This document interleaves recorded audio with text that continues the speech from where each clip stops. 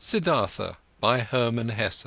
Translated by Günter Olsch, Anke Dreyer, Amy Coulter, Stefan Langer and Semyon Chechenets. Chapter 11.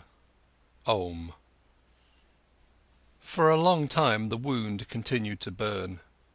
Many a traveller Siddhartha had to ferry across the river who was accompanied by a son or a daughter, and he saw none of them without envying him, without thinking, so many thousands possess this sweetest of good fortunes, why don't I? Even bad people, even thieves and robbers have children and love them, and are being loved by them, all except for me. Thus simply, thus without reason he now thought, thus similar to the childlike people he had become. Differently than before he now looked upon people, less smart, less proud, but instead warmer, more curious, more involved. When he ferried travellers of the ordinary kind, childlike people, businessmen, warriors, women, these people did not seem alien to him as they used to. He understood them, he understood and shared their life, which was not guided by thoughts and insight, but solely by urges and wishes. He felt like them. Though he was near perfection and was bearing his final wound, it seemed to him as if those childlike people were his brothers. Their vanities, desires for possession, and ridiculous aspects were no longer ridiculous to him, became understandable, became lovable, and even became worthy of veneration to him. The blind love of a mother for her child, the stupid, blind pride of a conceited father for his only son, the blind, wild desire of a young, vain woman for jewellery and admiring glances from men, all of these urges, all of this childish stuff, all of these simple, foolish, but immensely strong, strongly living, strongly prevailing urges and desires were now no childish notions for Siddhartha any more. He saw people living for their sake, saw them achieving infinitely much for their sake, travelling, conducting wars, suffering infinitely much, bearing infinitely much, and he could love them for it. He saw life, that what is alive, the indestructible, the Brahman in each of their passions, each of their acts. Worthy of love and admiration were these people in their blind loyalty, their blind strength and tenacity. They lacked nothing, there was nothing the knowledgeable one, the thinker, had put himself above them except for one thing. A single, tiny, small thing, the consciousness, the conscious thought of the oneness of all life. And Siddhartha even doubted in many an hour whether this knowledge, this thought was to be valued thus highly, whether it might also perhaps be a childish idea of the thinking people, of the thinking and childlike people. In all other respects the worldly people were of equal rank to the wise men, were often far superior to them, just as animals too can after in some moments seem to be superior to humans in their tough, unrelenting performance of what is necessary. Slowly blossomed, slowly ripened in Siddhartha the realization, the knowledge, what wisdom actually was, what the goal of his long search was. It was nothing but a readiness of the soul, an ability, a secret art, to think every moment while living his life the thought of oneness, to be able to feel and inhale the oneness.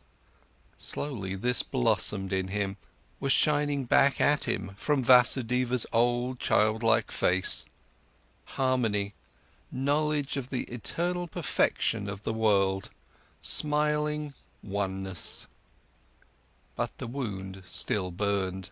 Longingly and bitterly Siddhartha thought of his son, nurtured his love and tenderness in his heart, allowed the pain to gnaw at him, committed all foolish acts of love.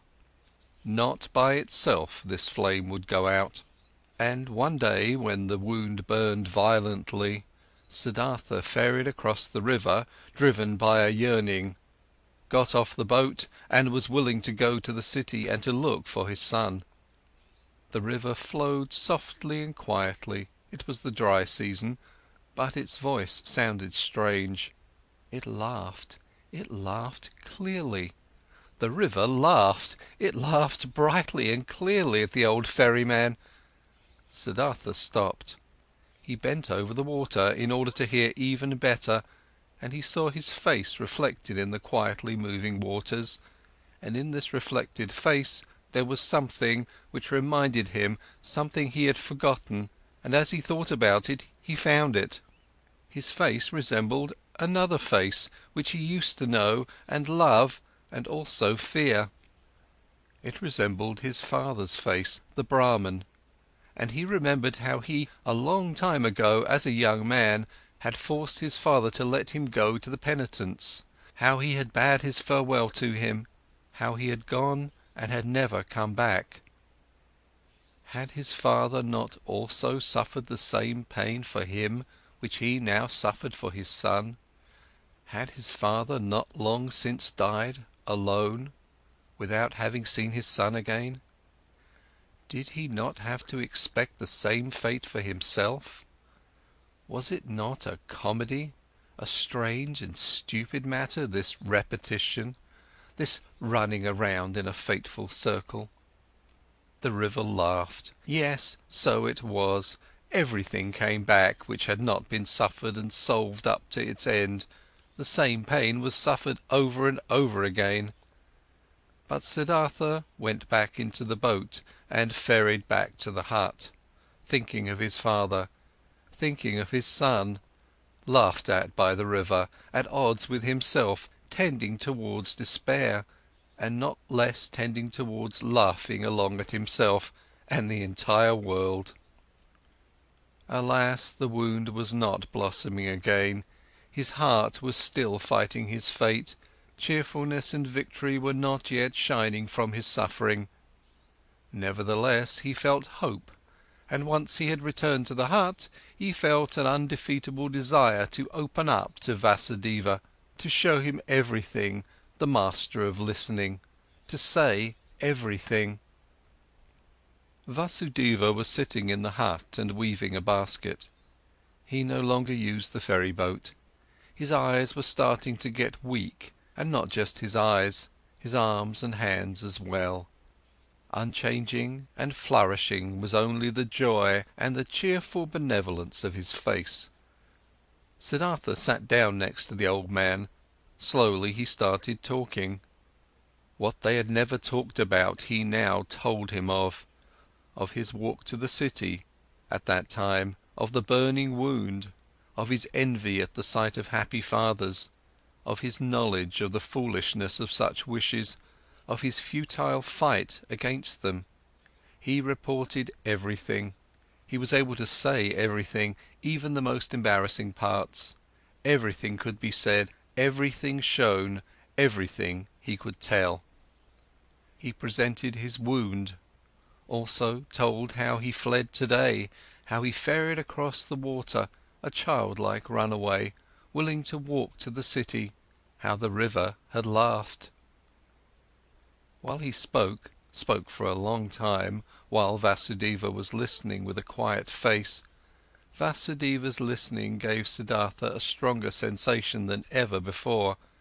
He sensed how his pain, his fears flowed over to him, how his secret hope flowed over, came back at him from his counterpart.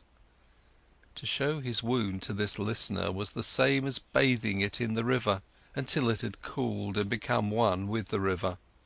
While he was still speaking, still admitting and confessing, Siddhartha felt more and more that this was no longer Vasudeva, no longer a human being who was listening to him, that this motionless listener was absorbing his confession into himself like a tree the rain, that this motionless man was the river itself, that he was God himself, that he was the eternal itself. And while Siddhartha stopped thinking of himself and his wound, this realization of Vasudeva's changed character took possession of him, and the more he felt it and entered into it, the less wondrous it became, the more he realized that everything was in order and natural, that Vasudeva had already been like this for a long time, almost forever, that only he had not quite recognized it, yes, that he himself had almost reached the same state. He felt that he was now seeing old Vasudeva as the people see the gods, and that this could not last. In his heart, he started bidding his farewell to Vasudeva. Through all this, he talked incessantly. When he had finished talking, Vasudeva turned his friendly eyes, which had grown slightly weak, at him, said nothing, let his silent love and cheerfulness, understanding and knowledge shine at him. He took Siddhartha's hand, led him to the seat of the bank, sat down with him, smiled at the river. "You've heard it laugh," he said, "but you haven't heard everything. Let's listen, you'll hear more." They listened. Softly sounded the river, singing in many voices. Siddhartha looked into the river, and images appeared to him in the moving water. His father appeared, lonely, mourning for his son. He himself appeared, lonely, he also being tied with the bondage of yearning to his distant son. His son appeared, lonely as well, the boy greedily rushing along the burning course of his young wishes, each one heading for his goal, each one obsessed by the goal, each one suffering. The river sang with a voice of suffering, longingly it sang, longingly it flowed towards its goal, lamentingly its voice sang. "Do you hear?" Vasudeva's mute gaze asked. Siddhartha nodded. "Listen better," Vasudeva whispered. Siddhartha made an effort to listen better. The image of his father, his own image, the image of his son merged.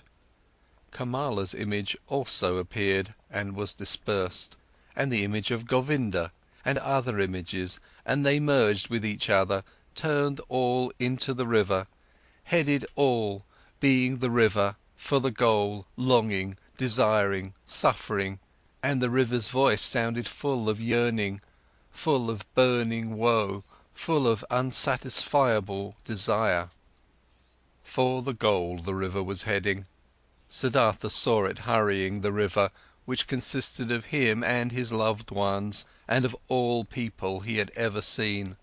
All of these waves and waters were hurrying, suffering towards goals, many goals, the waterfall, the lake, the rapids, the sea, and all goals were reached, and every goal was followed by a new one, and the water turned into vapour and rose to the sky, turned into rain and poured down from the sky, turned into a source, a stream, a river, headed forward once again, flowed on once again. But the longing voice had changed.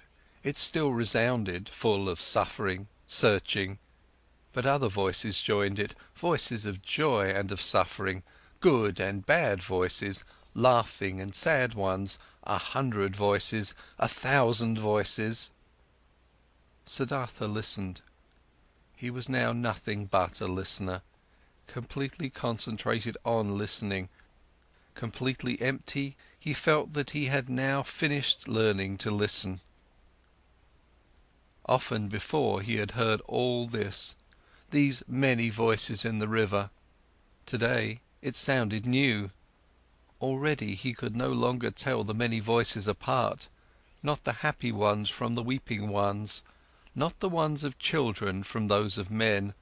They all belonged together, the lamentation of yearning and the laughter of the knowledgeable one, the scream of rage and the moaning of the dying ones. Everything was one. Everything was intertwined and connected, entangled 1,000 times. And everything altogether, all voices, all goals, all yearning, all suffering, all pleasure, all that was good and evil, all of this together was the world. All of it together was the flow of events, was the music of life. And when Siddhartha was listening attentively to this river, this song of 1,000 voices, when he neither listened to the suffering nor the laughter, when he did not tie his soul to any particular voice and submerged his self into it, but when he heard them all, perceived the whole, the oneness, then the great song of the 1,000 voices consisted of a single word, which was Om, the perfection. "Do you hear?" Vasudeva's gaze asked again. Brightly Vasudeva's smile was shining, floating radiantly over all the wrinkles of his old face, as the Om was floating in the air above all the voices of the river. Brightly his smile was shining when he looked at his friend, and brightly the same smile was now starting to shine on Siddhartha's face as well. His wound blossomed, his suffering was shining, his self had flown into the oneness. In this hour, Siddhartha stopped fighting his fate, stopped suffering. On his face flourished the cheerfulness of a knowledge which is no longer opposed by any will, which knows perfection, which is in agreement with the flow of events, with the current of life, full of sympathy for the pain of others, full of sympathy for the pleasure of others, devoted to the flow, belonging to the oneness. When Vasudeva rose from the seat by the bank, when he looked into Siddhartha's eyes and saw the cheerfulness of the knowledge shining in them, he softly touched his shoulder with his hand, in his careful and tender manner, and said, "I've been waiting for this hour, my dear, and now that it has come, let me leave. For a long time I've been waiting for this hour, for a long time I've been Vasudeva the ferryman. Now it's enough. Farewell hut, farewell river, farewell Siddhartha." Siddhartha made a deep bow before him who bid his farewell. "I've known it," he said quietly. "You'll go into the forests?" "I'm going into the forests. I'm going into the oneness," spoke Vasudeva with a bright smile. With a bright smile he left. Siddhartha watched him leaving. With deep joy, with great solemnity, he watched him leave, saw his steps full of peace, saw his head full of lustre, saw his body full of light. End of chapter 11.